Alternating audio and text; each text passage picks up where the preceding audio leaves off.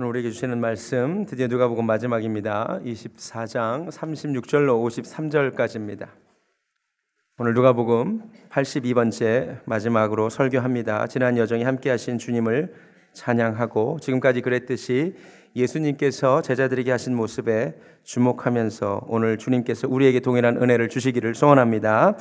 지난번에 주님이 무엇을 하셨습니까? 36절을 보니까 이 말을 할 때에 예수께서 친히 그들 가운데 서서 이르시되 너희에게 평강이 있을지어다 하십니다. 주님은 제자들에게 나타나셔서 가장 먼저 평강을 주셨습니다. 히브리어로 샬롬, 헬라어로 에이레네라고 되어 있는데 주님께서 우리에게 이 평강을 주시기를 원함을 믿으시기 바랍니다. 요한복음 14장 27절에도 내가 너에게 주는 것은 세상이 주는 것과 같지 않다라고 했습니다.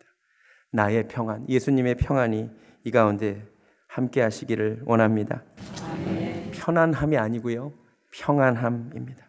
우리는 편안함을 원합니다. 안락한 집과 넉넉한 돈과 인정받는 지위를 원합니다. 그런데 평안의 모조품일 뿐입니다. 하나님은 우리에게 편안함이 아니라 평안함을 주시기를 원합니다. 예수 믿는다고 절대 편안해지지는 않습니다. 더 힘들 수도 있습니다. 세상에서는 너희가 환난을 당한다라고 했습니다. 할렐루야. 할렐루야. 그러나 이 길이 왜 복된 길입니까? 편안한 길은 아니지만 평강의 길이기 때문입니다. 편안함이 아니라 평안함을 주시는 하나님을 찬양합니다. 주님이 그런데 평안함을 주시면서 사실 이들을 꾸짖으십니다. 38절을 보면 예수께서 이르시되 어찌하여 두려워하며 어찌하여 마음에 의심이 일어나느냐라고 얘기합니다. 사실 이 상황이 어떤 상황이냐면 36절 다시 보면 이 말을 할 때에 주님이 나타나셨다 그랬잖아요. 바로 전절을 보면 35절에 두 사람이, 그러니까 엠마오 마을에 가다가 주님을 만난 두 사람이 11 제자에게 돌아와서 길에서 된 일과 예수께서 떡을 떼심으로 자기들에게 알려지신 것을 말하는 중간에 나타나신 거예요. 누가복음은 기록하고 있지 않은데 마가복음에 따르면 엠마오 마을로 가던 두 제자가 주님을 만났다고 얘기하는데 제자들이 안 믿었대요. 마가복음 한번 가보시겠습니다. 마가복음 16장입니다.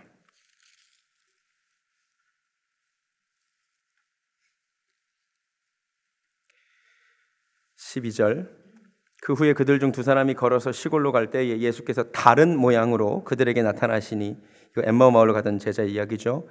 두 사람이 가서 남은 제자들에게 알리었으되 어떻게 했대요?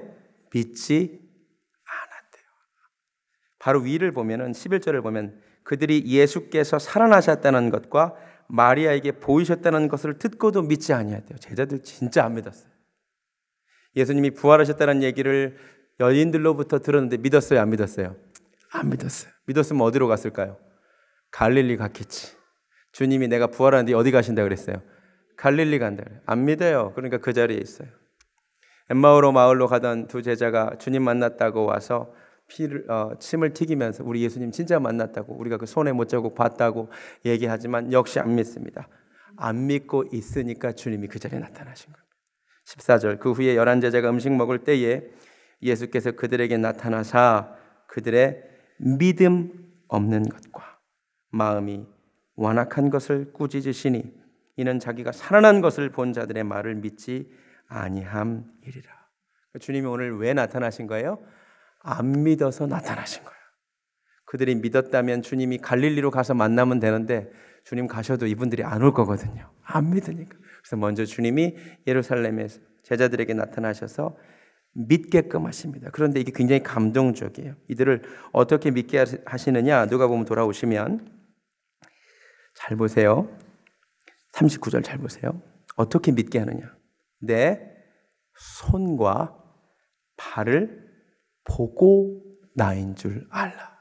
그러면서 40절에 이 말씀을 하시고 손과 발을 보여주십니다. 손과 발에 무엇이 있는데? 못자국 손. 못자국 난 발을 보여주셔야 믿을 거니까 보여주시는 겁니다.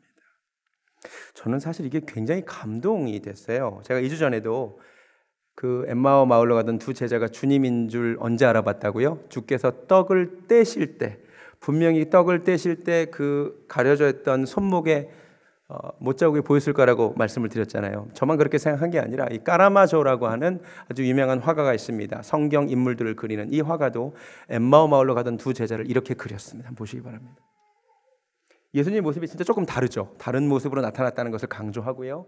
두 제자가 화들짝 놀라죠. 근데 두 제자의 시선을 한번 보시기 바랍니다. 어디를 향하고 있죠? 주님의 손을 향하고 있다는 거죠. 굉장히 화가의 상상력으로 분명히 주님의 그 못자국 난 손을 보고 놀랐을 것이다, 이렇게 얘기합니다. 저는 너무 감동이 되었어요. 여러분 잘 보세요. 엠마오 마을로 가던 두 제자만이 아니라 다른 제자들도 못 믿으니까 주님이 뭘 보여주시냐면 손을 보여주셔. 그리고 발을 보여주세요. 이게 왜 감동이냐면요, 여러분, 십자가에 달리시기 전에 주님이 로마 군인들에게 모진 고난 당하셨죠. 머리에는 가시관을 쓰셨어요. 채찍에 많이 맞으셨어요. 그렇다면 예수님의 몸은 온 몸이 피투성이셨을 거예요. 멍투성, 맞으셨거든요. 상처투성이셨을 거예요. 맞습니까? 근데 여러분, 예수님이 부활하실 때 부활하신 그 몸은 영광스러운 몸으로 부활하셨음을 믿으시기 바랍니다. 아멘. 예수님이 부활하실 때 설마 부활하셨는데 여기 멍들어 있고 여기 흉터 있고 저기 찢겨 있고 그랬을 것 같아요? 아니에요. 예수님이 부활하신 몸은 영광스러운 몸, 상처가 모두 다 회복된 몸임을 믿으시기 바랍니다. 잘 보세요. 감동적인 것. 예수님이 부활하시면서 온몸의 모든 상처, 모든 찢긴 것을 회복하시는데 다 회복하지 않고 그냥 두신 것들이 있어요. 못자국은 회복 안 하셔. 못자국의 상처를 그대로 두세요. 발에 난 못자국 난 그 상처를 또 회복하지 않으셔요. 누구 때문에? 이거를 봐야 믿을 제자들 때문에. 온몸을 깨끗하게 재생하시지만 요거 봐야 믿을 제자들을 위해서 이걸 남겨두시는 거 감동되지 않으세요? 근데 또 도마라는 제자가 하나 있는데 이 도마는 성경에 따르면 요한복음 20장에 따르면 이 11제자 모임이 없었고 이 도마는 손발로는 부족하다 그래요. 요한복음 20장이 뭐라 그런지 아세요? 내가 그 손에 못자국을 넣어보고 그 옆구리에 내 손을 넣어봐야 믿겠다 그래요. 또 도마 때문에 주님이 그래서 상처 하나를 또 남겨요. 주님이 어디를 또 남기는지 아세요? 옆구리 상처를 또 남기세요. 다음 그림 보시기 바랍니다. 도마 때문에. 저는 이게 너무너무 감동이 되었어요. 여러분, 만약에 도마가 나는 예수님 등을 한번 봐야겠어. 예수님 채찍에 많이 맞았으니까 그 채찍 자국 난 등을 한번 봐야겠어 라고 말을 했다면 주님 어떻게 하셨을까요? 주님 등에 난 채찍 자국 그대로 두셨을 것 같아요. 맞아요. 만약 도마가 나는 예수님 머리를 좀 살펴봐야겠어. 가시관을 쓴 자국이 있는지 내가 좀 봐야겠어. 그래야 믿겠어. 그러면 도마 때문에 그것도 두셨을 것 같아요. 눈물 나지 않아요? 봐야 믿겠다는 자들을 위하여 주님이 남겨주십니다. 여러분, 주님은 여러분이 그렇게 믿기를 원하십니다. 이 시간에 주님이 찾아오셔서 이래도 못 믿겠느냐라고 말씀하십니다. 저와 여러분에게 믿음이 생기는 은혜가 있기를 원합니다. 그런데 여러분, 손발 보면 믿을 것 같죠? 우리 제자들이 대단하신 분들이 있어요. 못 믿어요. 누가복음 24장 40절을 보시면 이 말씀을 하시고 손과 발을 보이시나 그들이 너무 기쁨으로 아직도 믿지 못함으로 놀랍게 여길 때 이르시되 여기 무슨 먹을 것이 있느냐 하시고 구운 생선까지 또 드셔요. 주님이 배고파서 드신 게 아니라 유령이 아니라고 부활한 몸이라는 걸 보여주기 위해서 음식까지 드셔. 주님은 제자들이 어떻게 하면 믿게 할까를 생각하시는 겁니다. 믿으시기 바랍니다. 네, 믿게 하시는 하나님. 45절을 보겠습니다. 주님이 또 이런 말씀을 하십니다. 이런 일을 하십니다. 이에 그들의 마음을 열어 성경을 깨닫게 하십니다. 주님은 먼저 우리에게 평강을 주십니다. 믿지 못하면 책망하시고 믿게 하십니다. 그뿐만 아니라 우리의 마음을 열어 말씀을 깨닫게 하시기를 원하십니다. 우리 가운데 이 은혜가 있기를 원합니다. 그럼 어떤 교회가 좋은 교회일까요? 건물이 좋은 교회가 좋은 교회일까요? 사람이 많은 교회가 좋은 교회일까요? 아니요. 하나님의 말씀이 깨달아지는 교회가 좋은 교회인 줄로 믿습니다. 저는 항상 입버릇처럼 이렇게 얘기합니다. 저한테 이 얘기를 많이 들으셨을 겁니다. 우리 교회 참 좋지 않냐고. 제가 왜 그렇게 얘기하느냐? 이게 세뇌의 효과가 있기 때문입니다. 언어에 권세가 있습니다. 여러분 진짜 우리 교회 좁습니다. 그렇죠? 다른 게 좋은 게 아니라 이 교회에 하나님의 은혜가 있고 깨달아 주시는 은혜가 있기 때문임을 믿습니다. 우리 교회 가운데 이 깨달음의 은혜가 계속되기를 원합니다. 강단을 위해 기도해 주십시오. 주님이 말씀을 풀어주실 때 마음이 뜨거워지는 교회가 되기를 원합니다. 설교자들이 말씀의 그 대언자로서의 사명을 잘 감당해서 말씀이 막혀서 답답한 교회가 아니라 말씀이 풀리고 열려서 마음이 시원해지는 교회가 되기를 정말로 원합니다. 여러분이 말씀을 읽을 때 성령께서 여러분에게 말씀을 풀어주시고 지혜와 계시의 영을 주시고 눈을 열어주시고 말씀이 풀어지기를 원합니다. 또 주님이 무슨 일을 하시느냐? 48절. 너희는 이 모든 일의 증인이라. 잊으면 안 되는 또 한 가지, 주님은 단지 우리에게 평강 주시고 믿음 주시고 말씀 풀어주실 뿐만 아니라 우리에게 증인으로서의 사명을 주신다는 것입니다. 우리는 믿는 자가 되어야 되지만 단지 믿는 자로 머물면 안 됩니다. 나아가서 증인이 되어야 할 줄로 믿습니다. 주님은 가서 전하라고 하셨습니다. 우리 문제는 와서 듣기만 하는 것이 문제입니다. 주님은 가서 전하라고 했는데 우리는 와서 듣기만 합니다. 여러분 지난 일주일의 삶을 돌아봅시다. 가서 전하셨습니까? 할렐루야. 가서 전하는 게 우리의 사명입니다. 근데 와서 듣기만 한다면 이건 큰 문제입니다. 많은 분들이 복음 전파는 목사나 전도사의 몫으로 착각합니다. 아닙니다. 우리 모두가 다, 너희는 다 증인이다 라고 부름받았습니다. 우리가 증인으로서 사명을 감당하지 않는다면 이 자리는 도대체 무엇입니까? 이 말씀을 듣고 나가서 전하지 않을 거라면 이 자리는 도대체 무엇이겠습니까? 죽어서 천당 가려고 구원을 기다리는 천국행 대합소밖에 안 될 것 같습니다. 증인으로 살지 않고 교회에서 심리적으로 위로만 받고 천당 가기만을 기다리지 않기를 원합니다. 우리 죽으면 천국 갈 줄 믿습니다. 그러나 그 전에 증인의 사명을 감당하기 원합니다. 증인의 요건이 있습니다. 증인은 세 가지 요건을 갖춰야 증인입니다. 첫 번째, 보고 들은 것이 있어야만 증인입니다. 두 번째, 증인은 반드시 소환 요구가 있을 때 응해야 합니다. 응하지 않으면 처벌받습니다. 세 번째, 증인은 진실만을 이야기해야 합니다. 여러분 증인이십니까? 그렇다면 첫 번째, 예수 그리스도에 대한 체험이 있으셔야 됩니다. 내가 경험한 예수님이 있어야 증인입니다. 두 번째, 언제든 이 세상에서 주님의 증인으로 소환당할 때 드러내야 증인입니다. 숨지 않는 은혜가 있기를 원합니다. 나 예수 믿는 자임을 드러내기를 원합니다. 세 번째, 진실만을 얘기합니다. 우린 복음의 진리를 담대히 말하는 우리들 되기를 원합니다. 훗날 이 증인이라는 단어, 헬라어 마르투스가 순교자, 마르터라는 단어의 원형이 되었습니다. 목숨 걸고 증언하는 자라는 의미입니다. 목숨 걸고 주님의 진리를 증언하는 자들 되기를 원합니다. 지미 카터, 우리 조지아가 낳은 미국의 대통령, 존경받는 대통령 중에 한 사람입니다. 제가 지난주에 한 신학교 졸업식에 참석했다가 그 설교하시는 목사님의 그 예화 가운데 등장하는 이야기였는데 참 은혜와 도전이 되었습니다. 지미 카터가 주일학교 선생으로 유명하잖아요. 그것만 유명한 것이 아니라 지미 카터의 원칙이 꼭 일주일에 2명에게 복음을 전했다는 것입니다. 매 주일에 최소 2사람에게 복음을 전했답니다. 이 사람들을 만나서. 그럼 1년이면 140명에게 복음을 전했습니다. 그런데 이 지미 카터가 주지사에 출마해서 선거운동을 하다가 2주 동안 선거운동 하는데 30만 명을 만나서 자기를 지지해달라고 악수하고 선거운동을 했습니다. 그리고 나서 그가 이렇게 고백을 했답니다. 내가 주님을 위해서는 1년에 겨우 140명 만나는데 나를 위해서는 2주간 30만 명을 만나서 하나님 앞에 너무나 죄송하고 부끄럽다고. 우리는 주님을 위해서 몇 명을 만났습니까? 나는 누구에게 예수 그리스도의 이름을 전해줬습니까? 여러분, 예수라는 이름을 전해주면 그 누구도 후회하지 않습니다. 영원한 생명이 있기 때문입니다. 할렐루야. 어떤 사람은 폐암으로 죽어가면서 자기에게 담배를 처음 건네준 사람을 그토록 원망하고 죽었대요. 담배를 건네줬기 때문에. 여러분, 우리가 예수라는 이름을 전해준다면 그 사람이 죽을 때 나에게 예수라는 이름을 전해준, 생명의 이름을 전해준 나를 고마워하게 될 줄로 믿습니다. 아멘.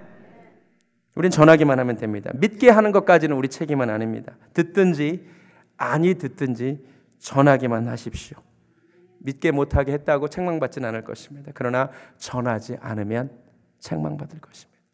증인으로 사는 은혜가 있기를 주님의 이름으로 축원합니다. 그런데 주님이 증인으로 나가라고 하셨는데 나가기 전에 한 가지 해야 될 것이 있답니다. 49절. 볼지어다 내가 내 아버지께서 약속하신 것을 너희에게 보내리니 너희는 위로부터 능력으로 입혀질 때까지 이 성에 머물라 하시니라. 증인으로 세상에 나가야 되는데 나가기 전에 회의하라고 하지 않으셨습니다. 전략을 짜라고 얘기하지 않으셨습니다. 계획을 짜라고 얘기하지 않으셨습니다. 성령님을 기다리라고 했습니다. 위로부터 능력이 입혀질 때까지 기다리라고 했습니다. 왜? 우리는 아무것도 못하는 사람들이기 때문입니다. 우리는 영어로 we are nothing입니다. 믿으십니까? 우리를 수치로 표현하면 어떻게 될까요? 우리는 제로입니다. 맞습니까? 인정하십니까? 우리는 제로입니다. 제로인 사람들이 엄청 많이 모이면 어떻게 될까요? 역시 제로입니다. 무한정 많이 모아봤자 제로입니다. 근데 여기에 성령님 한 분 계시면 이렇게 변합니다. 와우. 제로인 사람들 아무리 많이 모여봤자 제로인데 성령님 한 분 계시면 어마어마한 숫자가 될 줄로 믿습니다. 성령 받은 교회와 성령 받지 못한 교회의 차이는 딱 이겁니다. 성령 받지 못한 교회는 사람만, 제로인 사람들만 득실거리고 성령 받은 교회에는 하나님의 능력이 함께하는 줄로 믿습니다. 우리는 제로입니다. 아무것도 아닙니다. 착각하지 마십시오. 우리는 한 사람도 주님께로 인도할 수 없습니다. 성령님 함께하지 않으시면 우리는 증인으로서 살 수 없습니다. 금요 예배 때 불렀던 찬양이 참 좋습니다. I need you more. I need you more than yesterday. More than ever before. 이전보다 더욱, 어제보다 더욱 주님이 더욱 필요합니다. 할렐루야. 여러분 주님이 더 필요합니다. 하나님의 영이 없으면 우리는 아무 일도 할 수 없습니다. 성령님이 도우셔야 사명 감당할 수 있을 줄로 믿습니다. 제가 누가복음이 끝나면 사도행전을 강의할 것입니다. 사도행전은 성령행전입니다. 성령님이 함께 하셔서 놀라운 일들이 있었습니다. 사도 바울이 또 사도행전에서 등장합니다. 근데 이 전도자였던 사도 바울이 고린도전서 2장 4절에서 이런 고백을 합니다. 내 말과 내 전도함이 설득력 있는 사람의 말로 하지 아니하고 다만 성령의 나타나심과 능력으로 하려 함은 너희 믿음이 사람의 지혜에 있지 아니하고 하나님의 능력에 있게 하려 함이라 라는 놀라운 고백을 합니다. 사도 바울이 선언합니다. 앞으로 내 전도가 내 말과 내 전도함이 설득력 있는 사람의 말로 안 하겠다. 오직 성령의 나타나심과 능력으로 하려 하겠다. 왜 이렇게 하냐면 실존적으로 전도하다가 사도 바울이 경험한 게 있습니다. 사도행전 17장을 가시면 사도 바울이 아테네에서 전도를 합니다. 사도 바울이 아테네에서 어떻게 전도를 하느냐. 아테네는 당시 세상 학문의 중심이었기 때문에 철학자들이 많았습니다. 스토아학파, 에피쿠로스 학파 철학자들이 있었습니다. 그들과 논쟁함으로 전도합니다. 설득력 있는 말로 논쟁을 합니다. 그런데 그 결과가 이렇습니다. 사도행전 17장 가보시겠습니다. 사도행전 17장.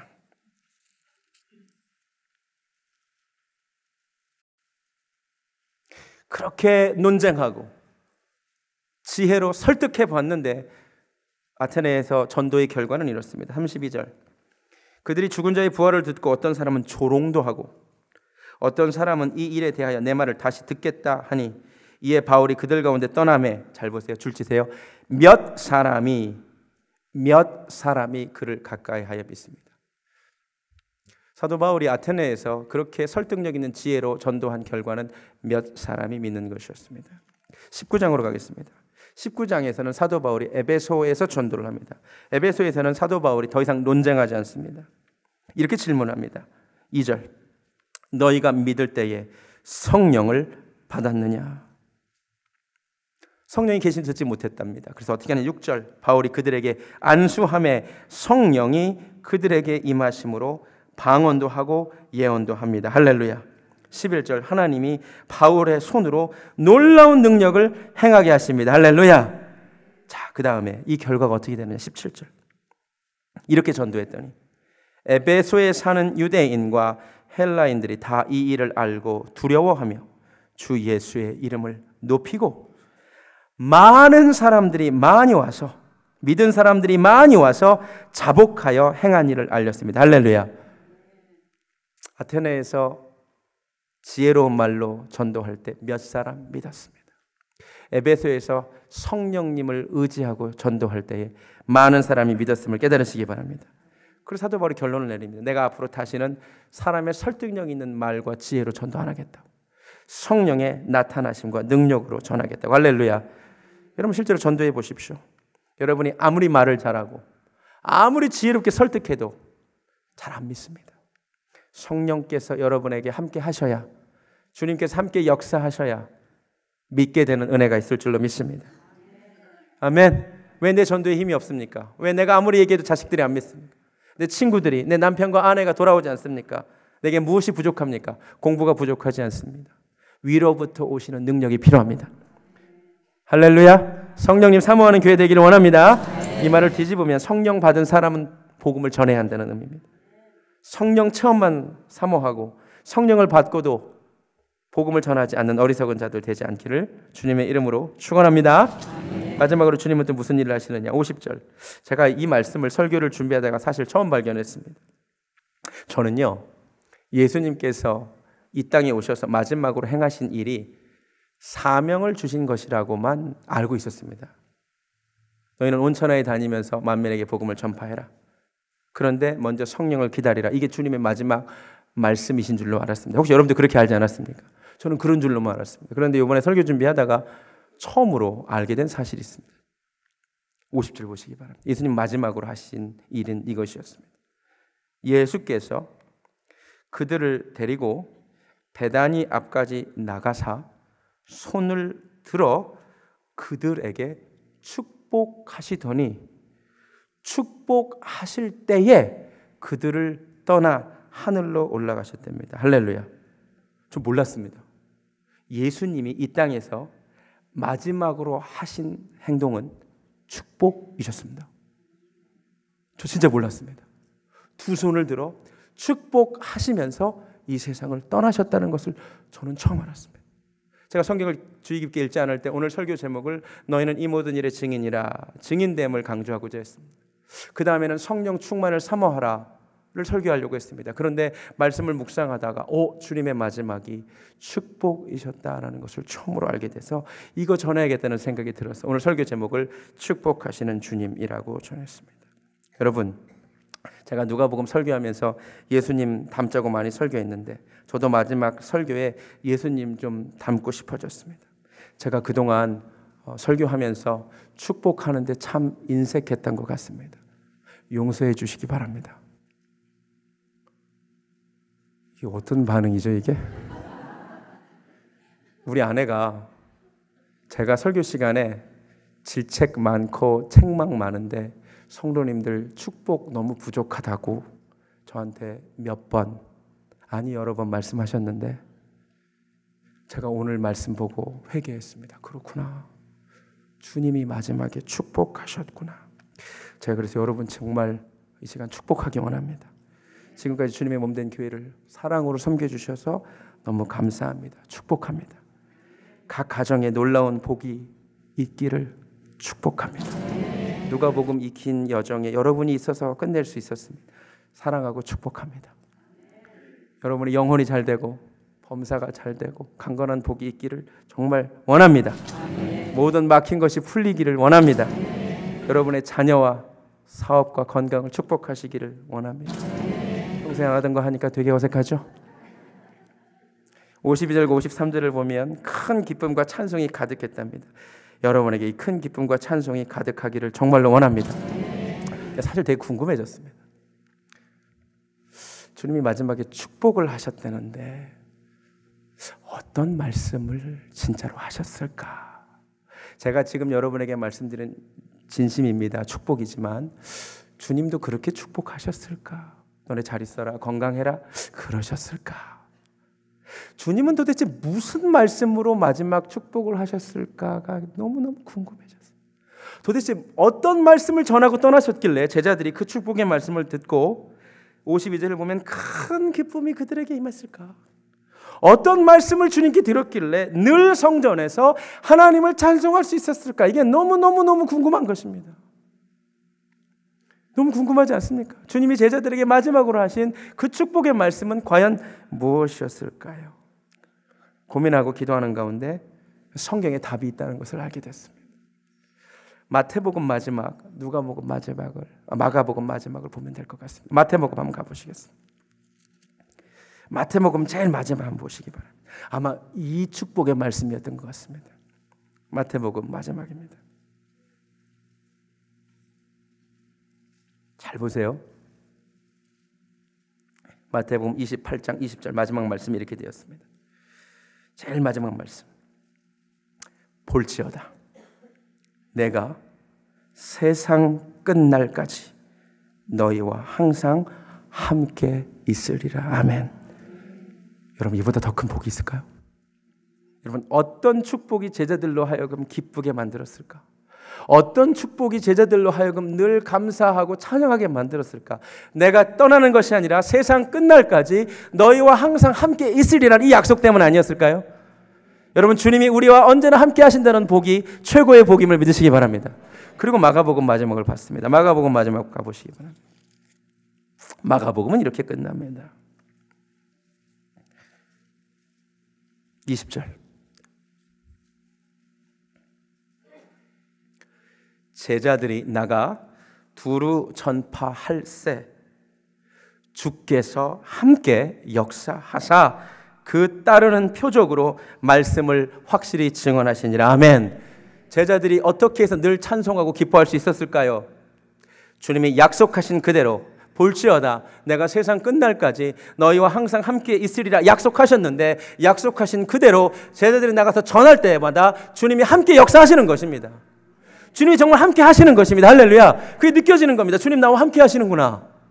주님 내 곁에 계시는구나. 그래서 항상 기뻐할 수 있었습니다. 그래서 늘 찬송할 수 있었습니다. 할렐루야. 그래서 누가복음에 기록된 대로 늘 기쁜 것입니다. 늘 찬송하는 것입니다. 이 복이 우리 교회에 있기를 원합니다. 여러분 인생에 그 어떤 복보다 주님 약속하신 그대로 세상 끝날까지 주님이 여러분과 함께하는 복이 있기를 원합니다. 이 축복으로 누가복음 설교를 마치도록 하겠습니다. 여러분이 한국에 있든 미국에 있든 가정에 있건 직장에 있건 그 어느 곳에 있든 세상 끝날까지 주님 여러분과 함께 하실 줄로 믿습니다. 누가복음 1장 이렇게 시작됐습니다. 각하가 알고 있는 바를 더 확실하게 하려 함이라. 이 긴 여정을 통하여 우리가 알고 있는 바가 더 확실하게 되었기를 소망합니다. 찬양하겠습니다. 파송의 노래입니다. 우리 가는 길에 주님 함께 하실 줄로 믿습니다.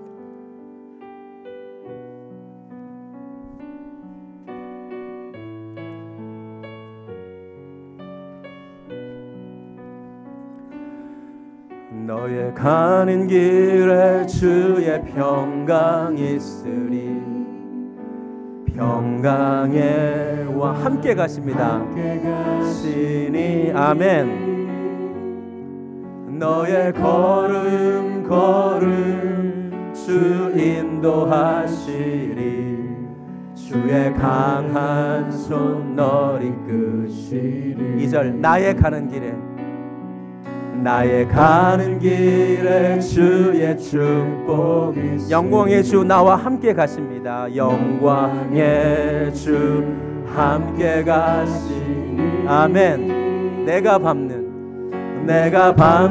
모든 땅 주님 다스리리. 나는 주의 길 예리게 되리. 아멘. 주의 나라 위하여 주님 나라 위하여 길 떠나는 나의 형제여 주께서 가라시니 너는 가라 주의 이름으로 거칠은 광야 위에